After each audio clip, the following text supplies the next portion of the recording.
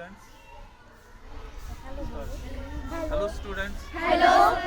तो आज हम यहाँ पर जो है एक एक्टिविटी भी करेंगे, ठीक है। इसके रिलेटेड आज हमारा टॉपिक जो है पेरीमीटर एंड एरिया। तो इस पर जो है हम पहले देखेंगे कि यहाँ पर कि किस तरीके से जो है एरिया किसको कहते हैं, पेरीमीटर किसको कहते हैं। उसके बाद जो है हम प्रैक्टिकली करेंगे, यहाँ पर इस ग्राउंड में ही करेंगे प्रैक्टिकली कि किस तरीके से हम जो है पेरीमीटर निकालेंगे और एरिया किस तरीके से हम निकालेंगे किसी भी चीज़ का, ठीक है।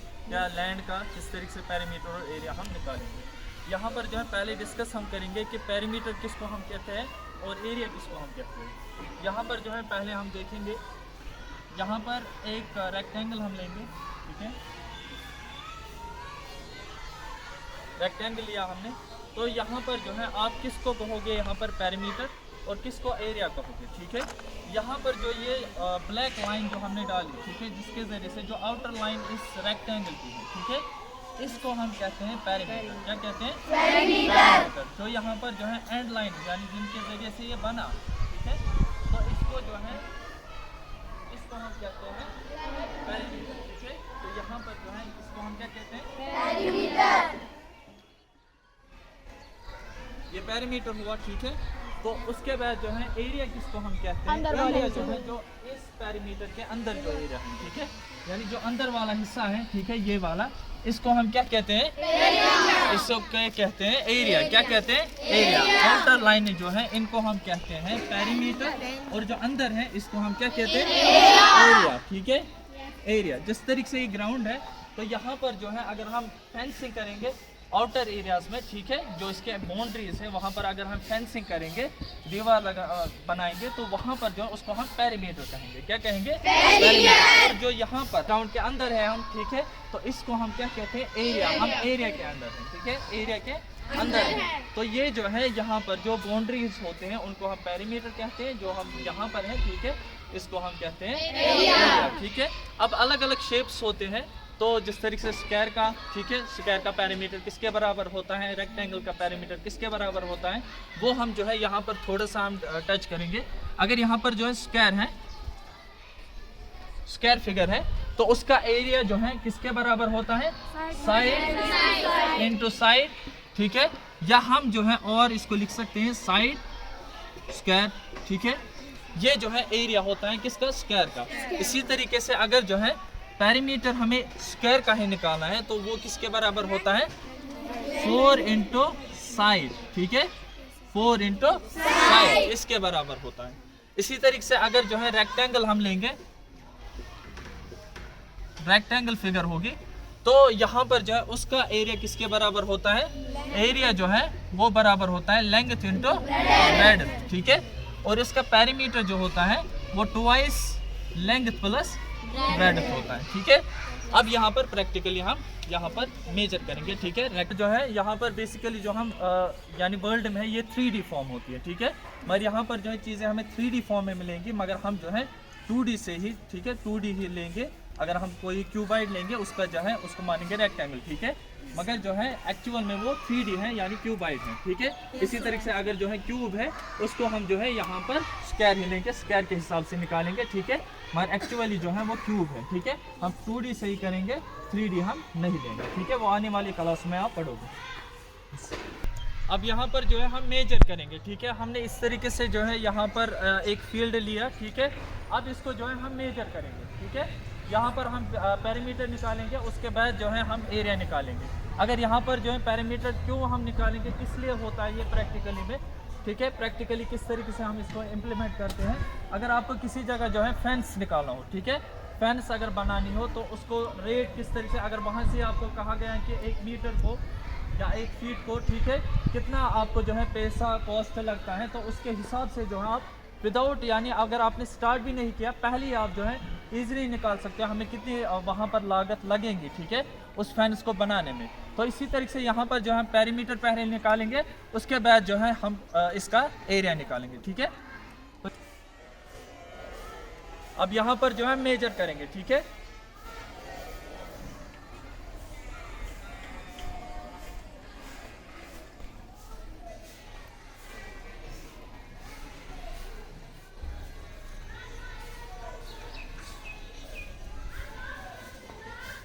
ये जो है हमें 46 है, ठीक है। इसकी लेंथ जो है वो 46 है इस फील्ड की। उसके बाद जो है आप इसकी ब्रेड्थ मेजर करेंगे, ठीक है।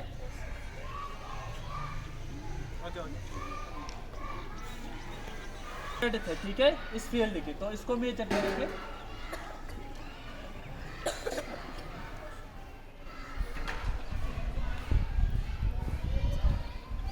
ये हमें है 33 फीट, ठीक है, 33 फीट है ये। तो अब यहाँ पर जो है हमें लेंथ भी मिली, ठीक है, इस यानी फील्ड की, और यहाँ पर हमें जो है इस फील्ड की ब्रेड्थ भी मिली।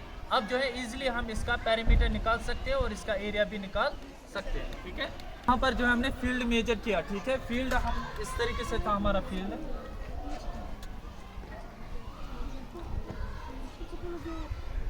तो यहाँ पर फील्ड का नाम लेंगे, ठीक है। यहाँ पर A B C D, ठीक है, ये फील्ड का नाम है। तो यहाँ पर AB जो लेंथ है, ठीक है, वो कितनी हमें निकली? 47 कितना? 47 फीट, कितने? 47। और जो हमें ब्रेड निकली, ठीक है, ब्रेड इसको कहते हैं। तो यहाँ पर जो है ब्रेड कितनी निकली हमें? 33 फीट, ठीक है। तो जितना यहाँ पर आपको रेक्टेंगल का पता है, जितना यहाँ से एक लेंथ होगी, ठीक है, अपोजिट साइड से भी जो है उतनी ही लेंथ होगी, ठीक है। तो यहाँ पर जो है 47 फीट जो है यहाँ से भी होगी। इसी तरीके से यहाँ से अगर मेजर करेंगे, यहाँ से भी सेम होगी, ठीक है। अब यहाँ पर जो है लेंथ हमें मिली, ठीक है। अब ब्रेड भी है, तो यहाँ पर थोड़ा सा हम लिखेंगे इसको, लेंथ ऑफ अ फील्ड, ठीक है, वो कितनी है? 47 फीट, ठीक है। इसी तरीके से ब्रेड ऑफ ए फील्ड वो कितनी है?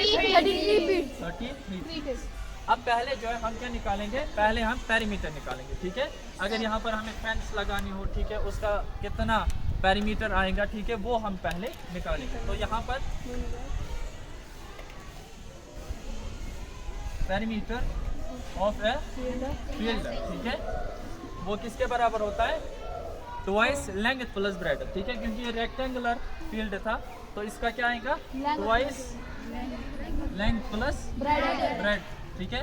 तो यहाँ पर ट्वाइस लेंथ क्या है हमें? 47 है, ठीक है, 47, और यहाँ पर जो है 33 है, ठीक है। अब इसको जो है यहाँ पर प्लस करेंगे पहले अंदर, तो यहाँ पर जो है 2, यहाँ पर 3 + 7 कितना हुआ? 3 + 7 10, ठीक है। 1 यहाँ पर चला गया, 4 + 3 कितना? 4 + 3 7, और यहाँ पर +1 करेंगे, कितना हुआ? 8, तो यहाँ पर 80 आ गया, ठीक है। उसके बाद यहाँ पर करेंगे मल्टीपल, इससे 2 से, तो यहाँ पर 2 0 और 0, 2 8 16, ठीक है।